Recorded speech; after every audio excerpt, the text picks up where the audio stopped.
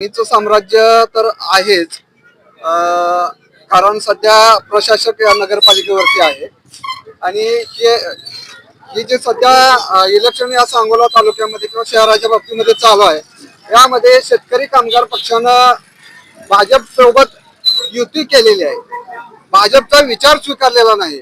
शेतकरी कामगार पक्षाचा विचार हा डावा विचार आहे आणि तो विचार आमदार डॉक्टर बाबासाहेब देशमुख यांनी काय तो सोडलेला नाही.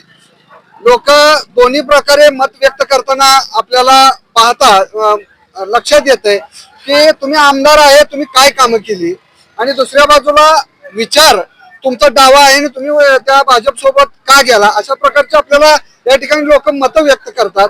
परंतु ज्या वेळेला या सांगोला तालुक्याचे ऋषितुल्य नेतृत्व आपले सर्वांच्या तालुक्यात ज्यांना दैवत मानतात असे स्वर्गीय आबासाहेब सुद्धा विधानसभेचं इलेक्शन सोडलं तर राज्यामध्ये ज्या ज्या पक्षाची सत्ता आहे त्या पक्षाबरोबर राहून आपल्या तालुक्याचा शहराचा विकास कसा साधता येईल यासाठी त्यांनी त्यांच्या काळामध्ये सुद्धा प्रयत्न केलेला आहे. आजही डॉक्टर बाबासाहेब देशमुख यांनी शेतकरी कामगार पक्षाचा जो काही पुरोगामी विचार आहे तो कुठेही सोडलेला नाही आणि भाजपचा काही त्यांनी विचार स्वीकारलेला नाही.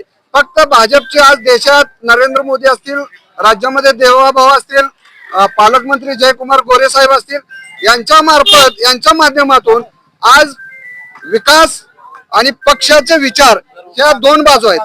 आपल्याला पक्षाचा विचार वाढवत असताना शहराचा विकास असेल, तालुक्याचा विकास असेल, हेही करणं तितकंच महत्वाचं आहे. नुसताच आपला विचार विचार म्हणून जर विकासापासून आपण दूर राहत असेल तर आपले विचार जपत जपत तालुक्याचा शहराचा विकास आपण कोणत्या माध्यमातून करू याचा विचार डॉक्टर बाबासाहेब देशमुख यांनी केल्यामुळं त्यांनी जो काही निर्णय घेतलेला आहे तो निर्णय भाजप सोबत युती करण्याचा घेतलेला आहे.